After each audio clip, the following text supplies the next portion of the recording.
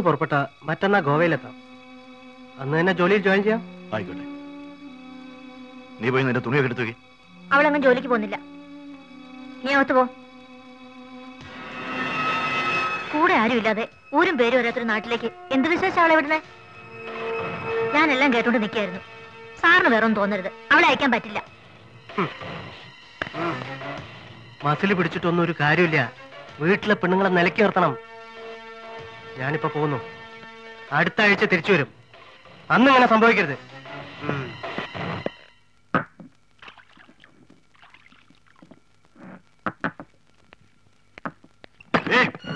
നീ അവളെ അയക്കില്ല അല്ലേ?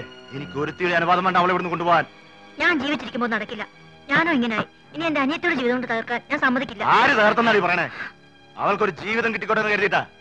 ഒരു ജോലി ശരിയാക്കിയപ്പം അവളെ അയക്കില്ലെന്നു. അവക്ക് വരാൻ മനസ്സില്ലെങ്കിൽ പിന്നെ എന്തിനാ നിർബന്ധിക്കുന്നേ? വരില്ലെന്ന് അവൾ പറഞ്ഞു. ഇതേ ആവശ്യമില്ലാത്ത കാര്യത്തിൽ ഇടപെട്ടാലുണ്ടല്ലോ. എന്റെ സ്വഭാവം നിനക്കറിയാലോ. ഇല്ല, എന്നെ കൊന്നാലും ഞാൻ അവളെ വിടില്ല. നിന്നെ കൊന്നിട്ടായാലും ഞാൻ അവളെ കൊണ്ടുപോയി. എന്ത് ചെയ്യണമെന്ന് എനിക്കറിയാം.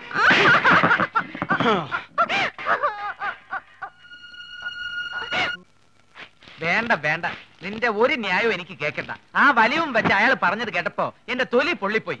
നിന്റെ കല്യാണക്കാര്യം നാട്ടുകാർ പറഞ്ഞല്ല ഞാൻ അറിയേണ്ടത്. നിനക്ക് അങ്ങനെ ഒരു ആഗ്രഹം വന്നാൽ ആദ്യം എന്റെ അടുത്തല്ലേ പറയേണ്ടത്? അപ്പൊ സമ്മതിച്ചില്ലെങ്കിലോ? ഇപ്പഴും സമ്മതിച്ചിട്ടൊന്നുമില്ല. സമ്മതിച്ചില്ലെങ്കിൽ ഞാൻ അവളെ കെട്ടില്ല. ഒറ്റ വീക്ക് വെച്ചെന്നാലുണ്ടല്ലോ. പിന്നെ എന്തിനാ അവളെ മോഹിപ്പിച്ചത്? അപ്പൊ സമ്മതിച്ചോ? ശരി, ഇവന്റെ കാര്യം. ആശാൻ പേടിക്കണ്ട, ആശാന്റെ കഴിഞ്ഞിട്ട് കേട്ടോളൂ ഞാൻ പറഞ്ഞിട്ടുണ്ട്. ഞാൻ പിരിയാം.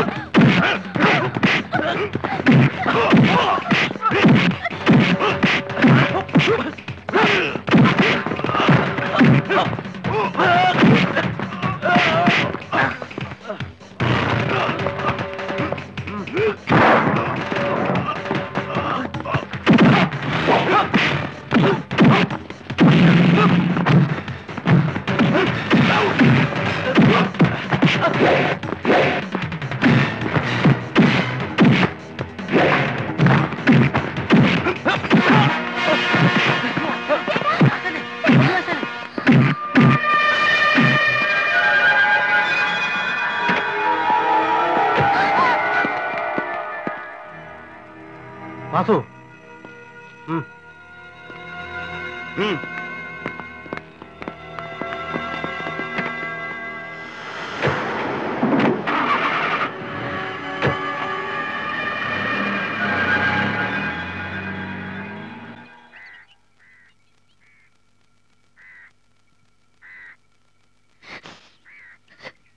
നിങ്ങൾ വന്നില്ലായിരുന്നെങ്കിൽ എന്റെ അനിയത്തി. എന്നോട് നമ്മൾ പറഞ്ഞിട്ടില്ലേ ആപത്തിൽ പഠിച്ചോ എന്നെ കൈവിടൂലെന്ന്. ഇനി ഇവക്ക് ഇവിടെ ജീവിക്കാൻ കഴിയുമെന്ന് തോന്നുന്നില്ല. ആ വാസു ഏതു കോലത്തിലാ തിരിച്ചു വരാന്ന് ആര് കണ്ട്? എടോ, ഇവന്റെ പെണ്ണല്ലേ ഇത്? ഇവളിപ്പൊ തന്നെ തലയിലേക്ക് കൂട്ടിക്കോട്ടെ. പിന്നെ എന്താ അതിന്റെ ചടങ്ങ് കാര്യങ്ങളൊക്കെ നമ്മൾ സൗകര്യം പോലെ ചെയ്യാം. ചേട്ടാ, ആ വണ്ടിയിലിരുന്ന് താടിക്കാരൻ എന്നെ കൊല്ലാൻ നടക്കണേ. അയാൾ എന്നെ കണ്ടു. ഞാൻ വീട്ടിൽ പോയാ എന്നെ കിട്ടാൻ വേണ്ടി എന്റെ പപ്പയും മമ്മയും അയാൾ കൊല്ലും. അതുകൊണ്ടാ ഞാൻ വീട്ടിൽ പോകാത്ത. നിന്നെന്തിനാ അവര് കൊല്ലണേ? പറയൂ ബോബി, എന്തിനാ അവര് കൊല്ലാൻ നടക്കണേ?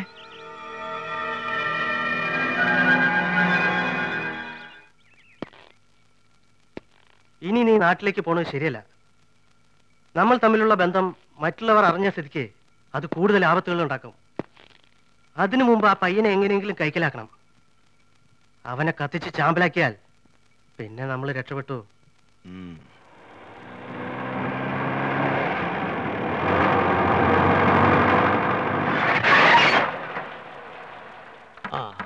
ഇറങ്ങി തിരുമേനി. ഓ വന്നേ വന്നേ. ഇതാണ് സാക്ഷാൽ മാധവന്റെ ആലയം, മാധവാലയം. തിരുമേനിയെ പോലെ ആരോരുമില്ലാതെ അലഞ്ഞിരിഞ്ഞ് തിന്നാൻ നടക്കുന്ന പാർട്ടികളെ സംരക്ഷിക്കാൻ നേരിട്ട് ദൈവം ഭൂമിയിലേക്ക് അയച്ചിരിക്കുന്ന ആളാ. അതുവോ? ആ, അങ്ങനെ ഒരാളോ? ചുരുങ്ങിയത് ഒരു 10 പേരെങ്കിലും ദിവസം സംരക്ഷിക്കുകയോ സഹായിക്കുകയോ ചെയ്തില്ലെങ്കിൽ മാധവന് ഉറക്കം വരില്ല. വന്നേ. അല്ലേ, ആ. ഞാൻ ആനേനെ പേടിച്ച് ആശുപത്രി ഇതിലെ വന്നേ. ആഹാ, അപ്പൊ ഇതിനെ കൊടുക്കുവോ? ടാക്സിയിലല്ല വിമാനത്തിലാണെങ്കിൽ പോലും അതിന്റെ കൂലി അവൻ തന്നോളും. ഐശ്വര്യമായിട്ട് വലത് കാലെടുത്ത് വെച്ച് വന്നാട്ടെ. വരൂ. അടുത്തായ നന്നായി. ആ. ഇടയ്ക്കിടയ്ക്ക് ചായക്കട വരാലോ. ചായക്കടയിൽ വരണ്ട, ഞാൻ ഇങ്ങോട്ട് ഒന്ന് കണ്ടോളാം. അതൊക്കെ ഒരു ബുദ്ധിമുട്ടാവില്ലേ? ഒരു ബുദ്ധിമുട്ടുമില്ല. കേറുവാ. ചെല്ലപ്പാ, കാശ് മേടിച്ചോണ്ടിരാ. അപ്പൊ സരസുനെ കാണാനോ? സരസുവിനെ കാണിക്കാൻ തന്നെ.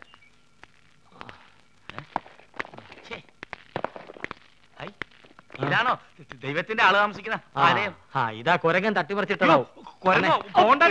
പിടിവിടെ തിരുമേനി. എന്തൊരു ബലം. അകത്തോട്ട് വന്നേ.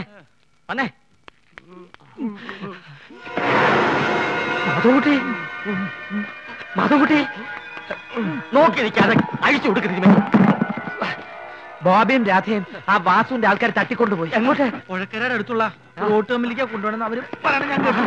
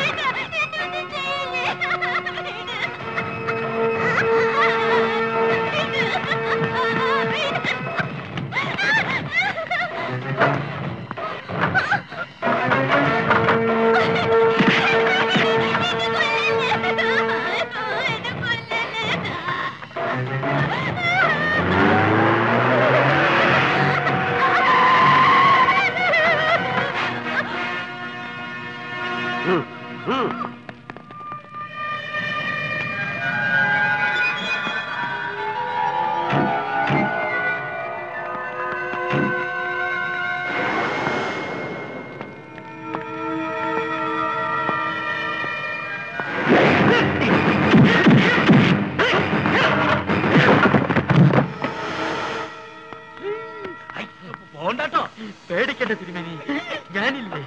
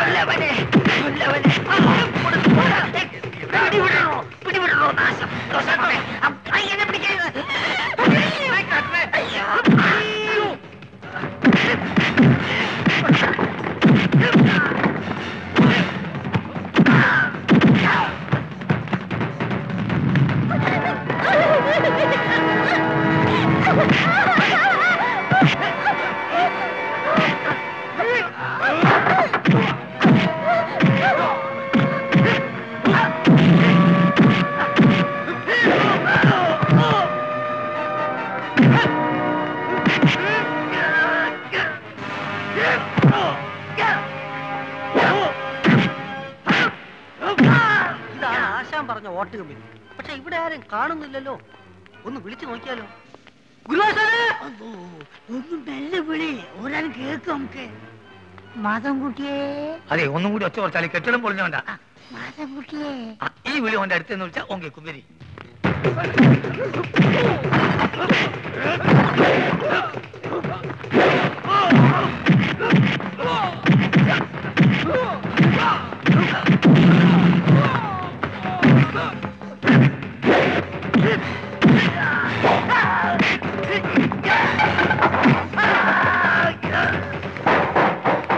എന്താണ് കുറച്ചൊന്നും തരുന്നത്? അതാണ് മോനെ റമ്മ്. റമ്മോ? ഓ റമ്മ് ദീപ്പാ.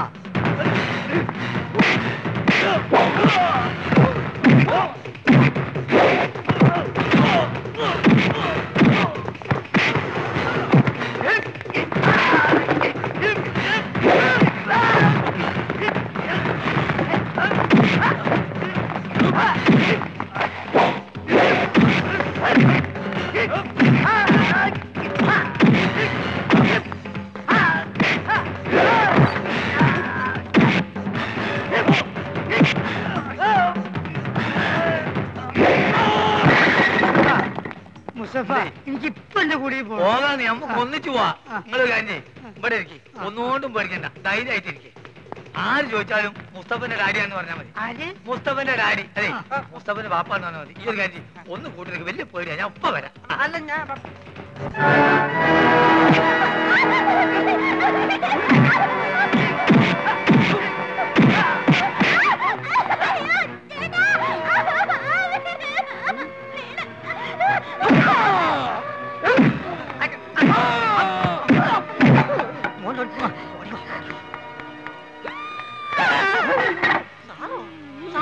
വലിക്കുവാണോ? വലിയവും വിടുന്നില്ല, പന്ന തിരുമേനിയും വിടുന്നില്ല. ആ കുട്ടിയെ കിട്ടി. നീ അവനെ കൊണ്ടേ കാറിലെടുത്ത് ഞാൻ രണ്ടുപേരെ കൂടി അടിച്ചിട്ട് വലുവും മറ്റോണ്ട് അടിക്കാൻ നിൽക്കണ്ട. ബ്ലേഡ് മേടിച്ച് തന്നാ മതി. എന്തിന്? വടിച്ചു വിട്ടാ എല്ലാവരുടെയും തല അടിച്ചു പൊളിക്കാൻ എളുപ്പമാണ്. ബ്ലേഡും കൊണ്ട് ചെന്നാ മതി, അവന്മാര് നീട്ടിത്തരും. അയ്യോ തിരുമേനി.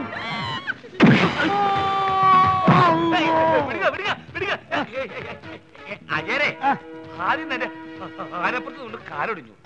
പിന്നെ കുരങ്ങ് എന്റെ മാനം കെടുത്തി. ഇപ്പൊ കുറെ മുട്ടാളന്മാരെ മേത്ത് പിടിക്കുക, അടിക്കുക. പണ്ട് കുടി കഴിഞ്ഞതും പടയ ചത്തു. ഇപ്പൊ ഇവിടെ വളമ്പണ്ട. നമ്മൾ രണ്ടാളും ഒത്തു നിന്നാൽ ഇവിടെയുള്ള സകല മാറികളെയും ഒതുക്കാൻ കഴിയും. നിങ്ങൾ തയ്യാറുണ്ടോ? ഒരു നല്ല കാര്യത്തിനല്ലേ തയ്യാറ്? ഞാൻ കുടിക്കാൻ കഴിയും.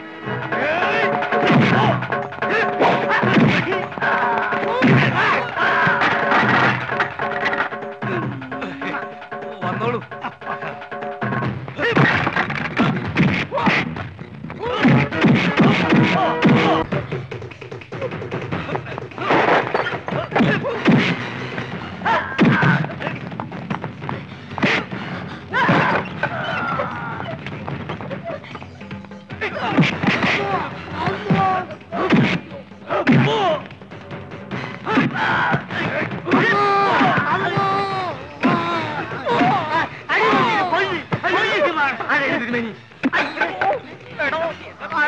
പയ്യനെ കിട്ടി.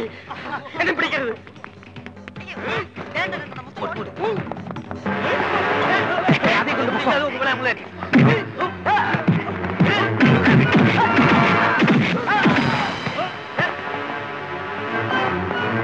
ഞങ്ങൾ നോക്കിക്കോളാം, നിങ്ങൾ പൊക്കോ.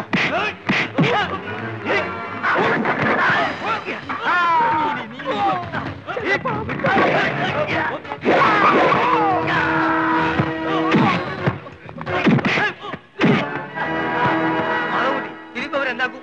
പോലീസിൽ ഏൽപ്പിക്കാനോ?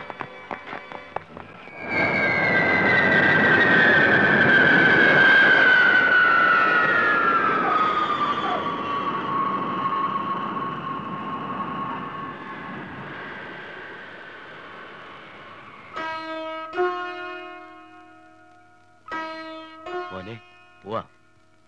ഞാൻ വരൂല. ചെല്ല് ബോബി. ഇല്ല, ഞാൻ ഇവിടുന്ന് പോവില്ല. അങ്ങനെ പറയരുത്. എന്നാ നിങ്ങളും വാ എന്റെ കൂടെ. പ്ലീസ്, ഞങ്ങളുടെ ആഗ്രഹം അതാണ്. വേണ്ട സാർ, പ്രായത്തിന്റെ കൗതുകം കൊണ്ട് ബോബിക്ക് ഇപ്പൊ അങ്ങനെ തോന്നും. പിന്നെ കുറെ കഴിയുമ്പോ എല്ലാവർക്കും അതൊരു ബുദ്ധിമുട്ടാവും. മനസ്സിലെ ഞാനല്ലേ പറയുന്നത്.